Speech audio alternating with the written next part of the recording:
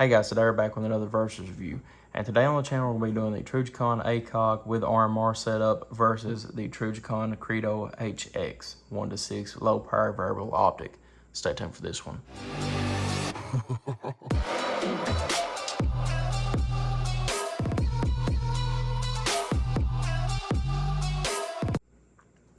Alright guys, we're back. Once again today we're going to be doing the Trijicon Credo HX 1:6 low power variable optic versus the Trijicon ACOG.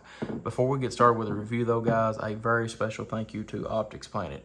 If it was not for them, we would not be able to review these today. But that being said, they have some very good deals coming out August the 7th through the 14th. And if you use the code GWEB, G-W-E-B-B, you will get 7% off even that great deal. So guys, make sure you do not miss these killer deals that they're going to be having on Optics Planet for this following week. All right guys, so the reason we're doing this review today is because I have been in this same situation before, like many of you all probably are right now. Which one would I pick if I was going to only be able to buy one? Because both of these setups are very expensive. This optic alone, if I'm not mistaken, was $1,300, and this RMR on top was about around $500. Then you have the mount that's $75, so pretty expensive. This Trijicon Credo was approximately $300, the mount was about $300. The Credo itself was approximately $900 to $1,000 if I'm not mistaken. Don't quote me on them, but very expensive setups overall. And like I said, if you have only one chance to buy either or, which one are you going to get?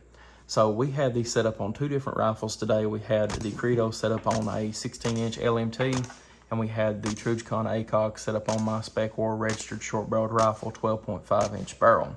So two different applications, but very close rifles whenever it comes to barrel lengths and everything else. So getting into a few different attributes with this.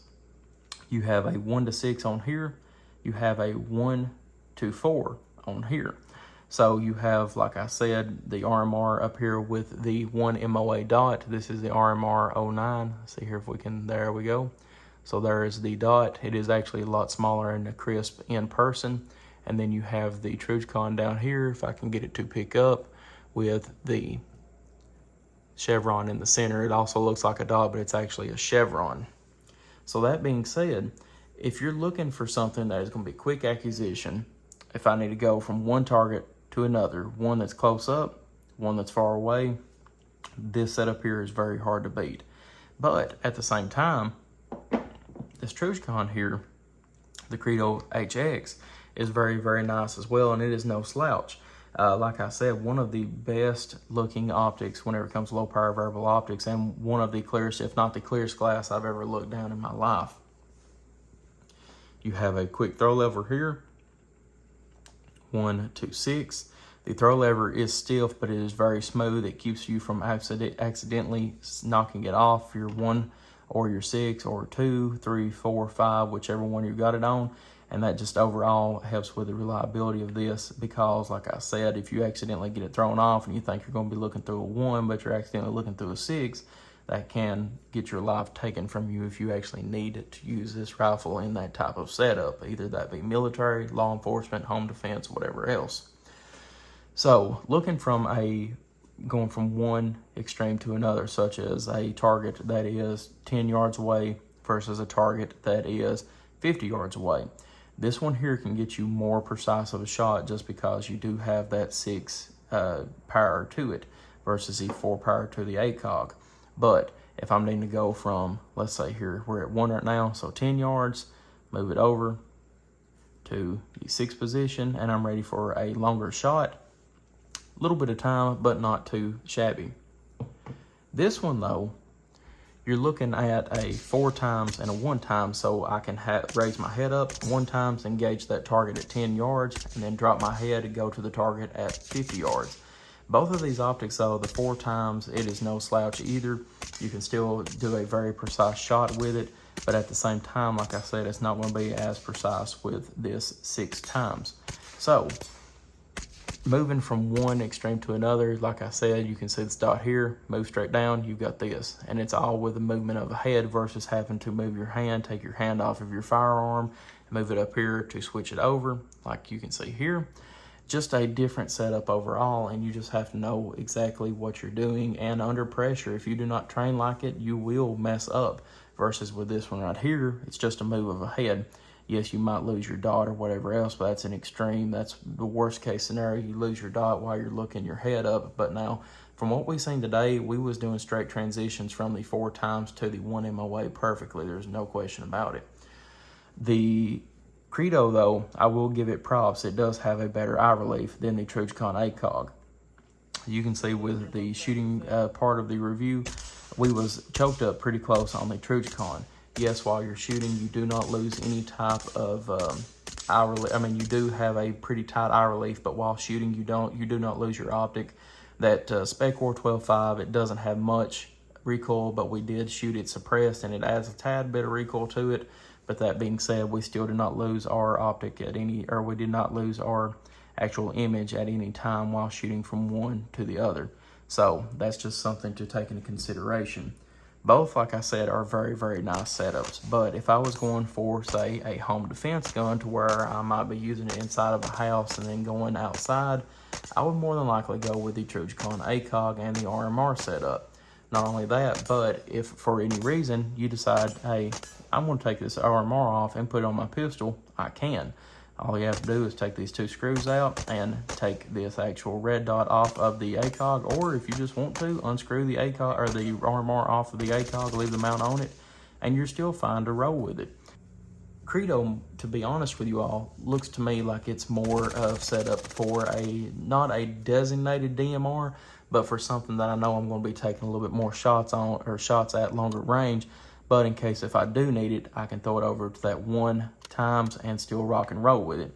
Like I said, it is very nice to have that 1 to 6, but now at the same time, it takes a little bit of time, takes your hand off of your firearm, which you still can shoot it with your right hand on the trigger, but it does take a little bit of time to take your left hand off of it, switch over to the 6, and there you go. So to me, like I said, it's different optics for different setups. They are comparable, but it's almost like apples and oranges. Because, like I said, which one are you going to be more used to and which one are you going to be more able to train with and do quicker transitions? Because, like I said beforehand, the 1 to 6 is very, very nice. You can take a very quick, precise shot with that 6 times. But now with this 4 times, it's no slouch either.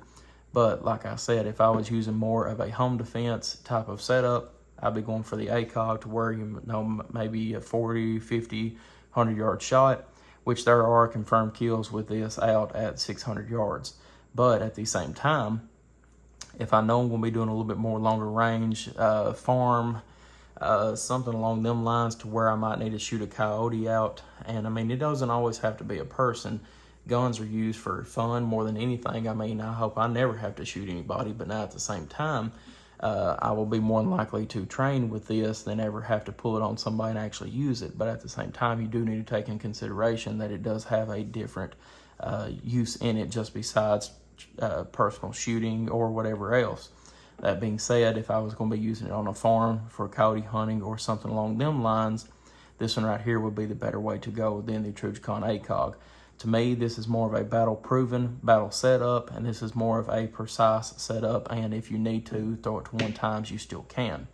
I hope this clarifies a little bit for everybody, because I was actually asked this question through a personal DM on Facebook, even before I made this. Which one would I rather go with, the Trijicon ACOG with RMR setup or a low-power variable optic? And not only are both of these optics here used extremely well, but at the same time, you have a battle-proven ACOG here that speaks for itself. The name itself speaks for itself, and the RMR here on top, it does as well, versus the low-power variable optic, which they actually used the low-power variable optic whenever they killed the shooter in Tennessee, in Nashville, Tennessee. So that's something interesting as well. They're both used heavily in law enforcement and military, but at the same time, if I'm using more of a duty setup, I'm going to be going for the ACOG, and if I'm going for more of a precise farm, whatever else, a little bit longer distances, I will be going with the Trijicon Credo HX. So guys, I appreciate y'all viewing as always. If you have any questions or comments on the Trijicon ACOG, RMR, or the Credo HX, please leave it in the link in the description, or please leave it in the comment section below and I'll get back to you as soon as possible. Once again, a very special thank you to Optics Planet for sending us both of these optics to review today. If it wasn't for them, we would not be able to do it. And make sure you use the code GWEB, GWEBB, to get an extra 7% off these killer deals that they're already going to be having. So guys, appreciate y'all viewing as always. Like and subscribe for more gun reviews, and I'll see y'all in the next video.